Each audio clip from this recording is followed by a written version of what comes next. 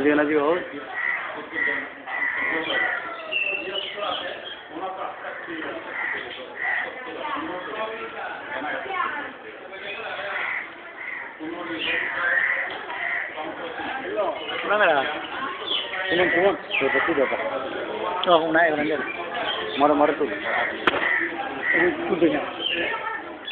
দর্শক মন্ডলী, আজকে হলো মার্চ 2012 সালের মার্চ মাসের 16 তারিখ।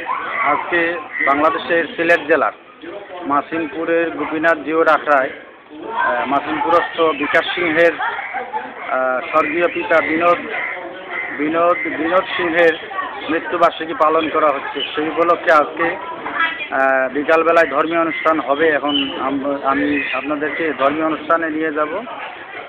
দুপুরে প্রসাদ বিতরণ হয়েছে।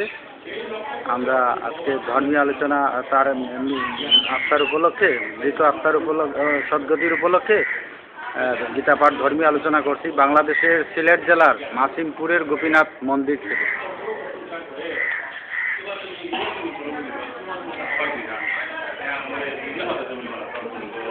তখন তো বাংলার মধ্যে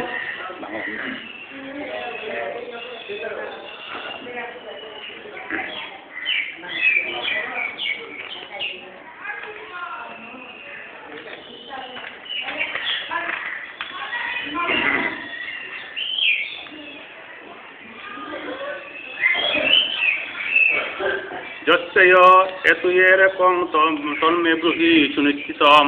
এই প্রকার প্রশ্ন অর্জুন দ্বিতীয় অধ্যায়ের 7ম শ্লোকেও বলেছিলেন। তার উত্তরে ভগবান দ্বিতীয় অধ্যায়ের 47তম শ্লোকে কর্মযোগের ব্যাখ্যা করে সেই অনুযায়ী আচরণ করতে বলেছিলেন। আবার তৃতীয় অধ্যায়ের 2য় শ্লোকেও অর্জুন নিজের কল্যাণের কথা জিজ্ঞাসা করেছেন।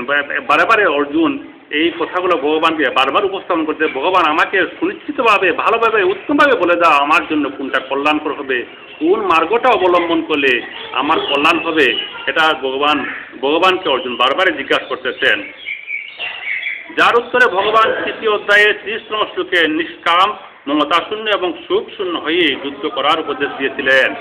এরপরে ভগবান চিন্তা করছেন তৃতীয় অধ্যায়ে আছে, সেটাকে পরিষ্কারভাবে ব্যাখ্যা করতে শুরু করলেন।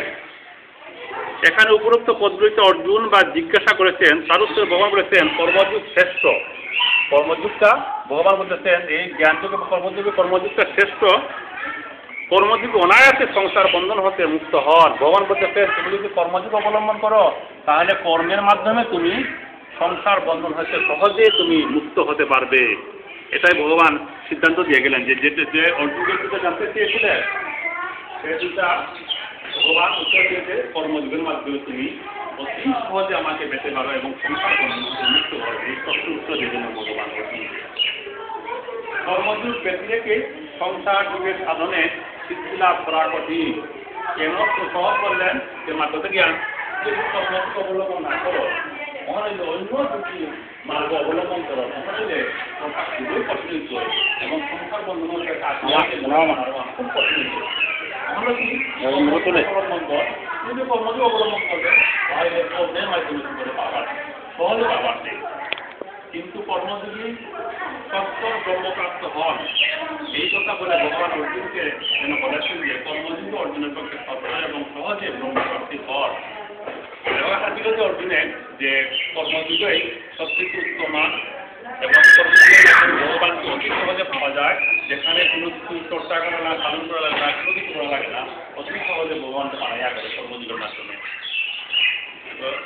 এনার ব্যাপার আছেন জ্ঞান আমি এ সংসার দাহিদা কর্ম করা লেখা দিয়া কর্মের মাধ্যমে ভগবান অতি সহজে ভগবানকে পাওয়ার কৌশল আমার যেমন যেহেতু আমি জীব হিসাবে সৃষ্টি হচ্ছি, আমাকে জীব হিসাবে যদি সৃষ্টি আমাকে কর্ম না করে দিয়ে প্রাণ রক্ষা করা মুশকিল হয়, সেই জন্য ভগবান যেটা আপনি যখন কর্ম করাই লাগতে হবে অনেক ধ্যান করতে সাধন করার চেষ্টা করেন।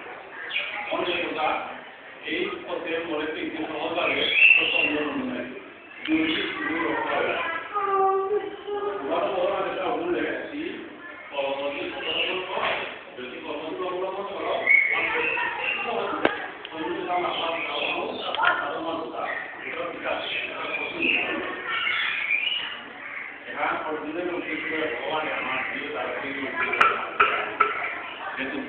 কর্মের সাধনা আদায় বলিয়া কর্মের মাধ্যমে ভগবানের সাধন বলিয়া এই কর্মের মাধ্যমে ভগবানকে সাধন ভোজন করার জন্য ভগবান বলেছেন আর কি।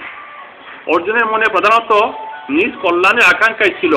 প্রথম যখন অর্জুন যুদ্ধক্ষেত্রে আসেন তখন কিন্তু অর্জুন নিজ কল্যাণের সবসময় চিন্তা করতেন, কিভাবে আমার কল্যাণ হবে, কি করলে আমি পাপ থেকে মুক্ত হব, এই সব চিন্তা করে করে অর্জুন বারবার ভগবানকে জিজ্ঞাসা করতেন। তিনি ভগবানের কাছে শ্রেয় সম্বন্ধে প্রশ্ন করেছিলেন, কোনটি শ্রেয় হবে, কোনটি উত্তম হবে আমার জন্য। কল্যাণ প্রাপ্তিতে ইচ্ছা প্রাধান্য থাকে। যেমন কেউ যদি কারো কল্যাণ চায়, এখানে তার ইচ্ছাটাকে গুরুত্ব দেওয়া হয়। কেউ যদি কারো কল্যাণ চায় যে আমার কীভাবে কল্যাণ হবে, তখন যে দাতা সে মনে মনে চিন্তা করবে যে কী করলে তার কল্যাণ হবে। কিন্তু ভগবান সেখানে দাতা এবং অর্জুন গ্রাহক। অতএব ভগবান দেখলেন যে অর্জুনের কোনটা করলে কল্যাণ হবে, এই চিন্তা করে অর্জুনকে এই সদুপদেশ দিলেন যে তুমি অর্জুন এই কর্মযোগ মার্গ অবলম্বন করো, যাতে তুমি আমাকে সহজে পেতে পারো। কল্যাণের আকাঙ্ক্ষা সম্পূর্ণ জাগরিত না হওয়ায় যে সাধকের বৈরাগ্য তীব্র হয়নি, যে সাধকের মানে বৈরাগ্য শব্দের অর্থ ত্যাগের যে বাসনা, যেটা আমরা ত্যাগের যে বাসনা বৈরাগ্য, যেটা যদি কাহারও ভিতরে যেটা উৎপন্ন না হয়, জাগরিত না হয়, কল্যাণ অপেক্ষা কল্যাণের আকাঙ্ক্ষা জাগ্রত হলেও তার অনায়াসে কর্মযোগের সাধন করতে পারে। কেউ যদি ভিতরে ত্যাগের জিনিসটা যদি জাগ্রত না হয়, তাহলে কিন্তু সে কর্মযোগ অবলম্বন করতে পারে না। কারণ কর্মযোগ অবলম্বন করতে হলে ত্যাগের আকাঙ্ক্ষাটা ভিতরে থাকতে হবে, ত্যাগ জিনিসটা জাগ্রত হতে হবে অন্তরের ভিতরে। যদি কেউ যদি ত্যাগের আকাঙ্ক্ষা যদি কারোর ভিতরে জাগ্রত না হয়, তাহলে কিন্তু সেই ভক্ত কর্মযোগ অবলম্বন করতে পারবে না, কষ্ট হবে তার জন্য।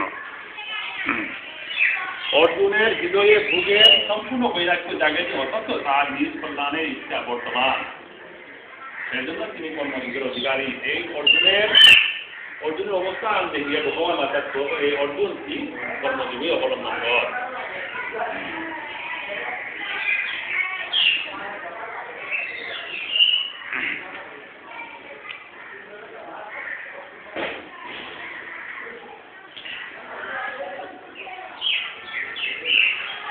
প্রথম অধ্যায়ে 32 এবং দ্বিতীয় অধ্যায়ে 8ম শ্লোকে দেখলে অর্জুন সর্বনিষ্ঠ নয়, স্ত্রীও গাজত্ব চায় না। পয়লা কথা কি আসলে যদি জয় করো তাহলে যদি জ্ঞান পেয়েছে, আর যদি জিজ্ঞে তার তাহলে এটা বুঝ করতে ভগবান জ্ঞান দেয় যায়। কিন্তু মরলেও জ্ঞান পেয়েছে আর জিজ্ঞাসা চাইলেও জ্ঞান পেয়েছে, এই দুইটা ভগবান তাকে দেখা।